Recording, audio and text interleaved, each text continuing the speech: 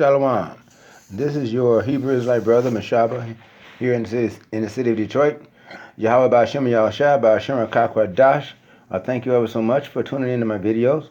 If you like my videos, press the like button and the subscribe button. I'm making this video to highlight the fact that Trump is making it clear that he has not accepted, him and his cabinet has not accepted the fact that Joe Biden has won the election.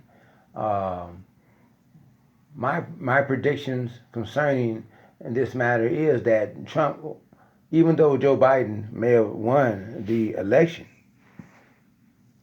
in America and won the popular vote all over, the international world. But the fact of the matter is, Trump still has about 70 days in office. Joe Biden really can't do anything until he's sworn in January 20th. That's if he's given the opportunity to. Remember this. Every president that chooses to stay in office at the end of his term, in order for him to stay in office, only thing he has to do is just simply start a war. That's it. That's all that he has to do. Just simply start a war. And we do recognize the fact that when you have a president like Trump is the type of man that he cannot accept and will not accept loss. He could not accept losing anything, whether it's a deal or a bet or anything. Can you see Trump going back to his old TV show, You're Fired, after being the president of the United States of America? If Joe Biden is actually sworn in, he's already put in place to repeal everything that Trump has done since Trump was in office. It would be the same thing as Trump had not even been in office.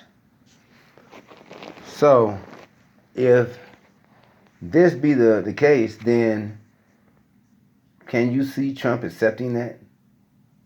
Anything concerning him as the president being wiped away? And that being his legacy of presidency here in the United States of America. No, Trump is not going to go for that. Trump is going to go ahead and get the war going. War with Iran. He's already killed the second in command, remember? Months ago. He had the opportunity to have the second in command killed when the drone had sighted him. And boom, he gave the order to go ahead and do it.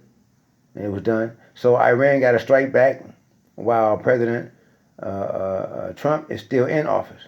Because if you're going to fight back, wouldn't it make more sense to fight the person back that struck you? He struck you, so you want to fight him back. You don't want to fight the other person, but you want to fight, So that's the way Iran, I'm quite sure, is going to want to, do this. Strike America while Trump is the president. So that way, vengeance is done. But I believe the Trump administration may very well enhance whatever type of terrorist attack, foreign terrorist attack that happens on America's soil. It's going to be enhanced by domestic sleeper cells that are here in America, as well as the foreign sleeper cells that are here in America, terrorist sleeper cells that are here in America. They're going to go into action. They're going to start doing bombings. They're going to bring about death tolls that exceed 9/11 by the tens of thousands. 20 or 30,000 people, 40,000 people killed in a terrorist attack, which is going to prompt for Trump to declare war with Iran and any other nation that would pose itself to be a threat to America at that time, and this is going to also be something that's going to be more in the news to wipe out. Remember, everybody talking about coronavirus. Trump said after November 4th, you're not even going to even be hearing about coronavirus, anything about coronavirus. So that means they got to come up with some news that's going to overshadow the coronavirus. They got to come up with something.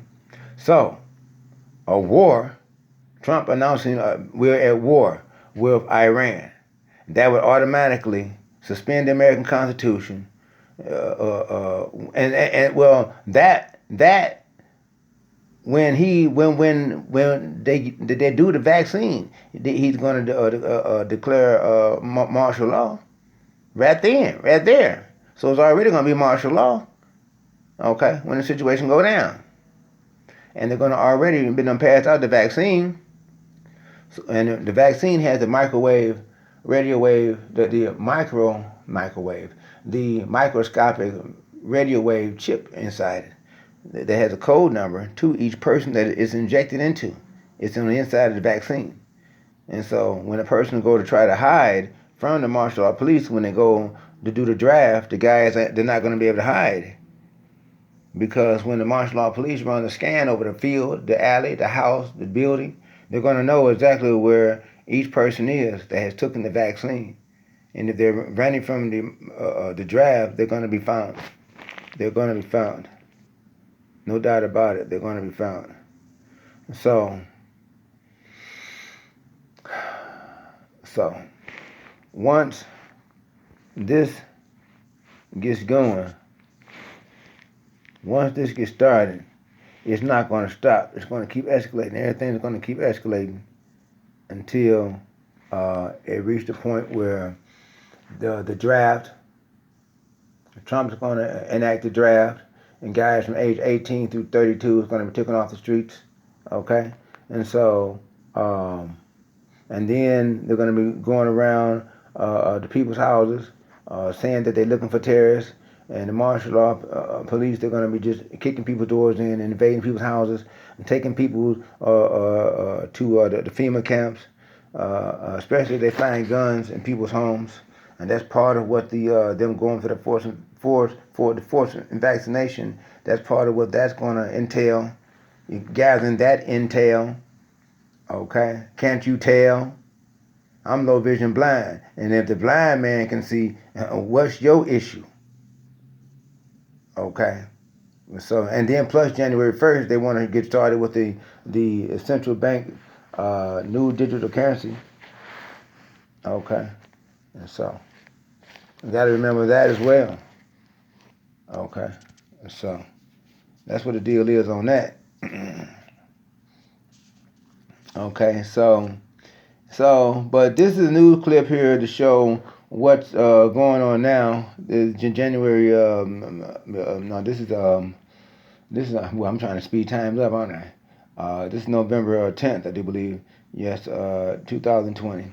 Let's check out what the latest news, and this is NBC News, and see what they're talking about concerning Trump and Joe Biden and the election.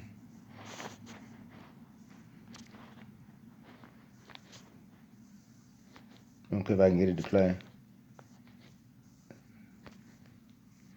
Wow, it's just playing. Yeah, I don't know what. President-elect Joe Biden called President Trump's refusal to concede an embarrassment, while more top Republicans say the president's legal challenges should be given time to play out. Let's start off with NBC's Jeff Bennett. President-elect Joe Biden tonight in his first comments about President Trump refusing to concede the 2020 race. I just think it's an embarrassment, quite frankly. It will not help the president's legacy. Biden barreling ahead with his presidential transition. So I'm confident that the fact that they're not willing to acknowledge we won at this point is not of much consequence in our planning and what we're able to do between now and January 20th. His team has spent months mapping out a quick start for a future Biden White House. their work now hitting a roadblock. The Trump appointee who heads the General Services Administration has not officially recognized Biden as president-elect. Doing so would release additional resources and intelligence, including for Biden, the president's daily brief. Obviously, the PDB would be useful, but it's not necessary. I'm not the city president now. And so we don't see anything that's slowing us down. While President Trump isn't acknowledging Biden's victory, many world leaders are. The president-elect fielding phone calls and congrats from the heads of France, Germany, Ireland, Canada, and the UK. I'm letting them know that America's back. Biden's comments coming as many prominent Republicans are pushing President Trump's baseless claims that voter fraud might have swung the election, despite a lack of evidence. Asked how he can be sure Republicans will work with him once in office if they won't acknowledge his win, Biden was confident. They will. They will. Jeff Bennett, NBC News, Wilmington, Delaware. Resisting typical transition tasks. The Secretary of State, when asked about it today, sounding disdainful. There will be a smooth transition to a second Trump administration.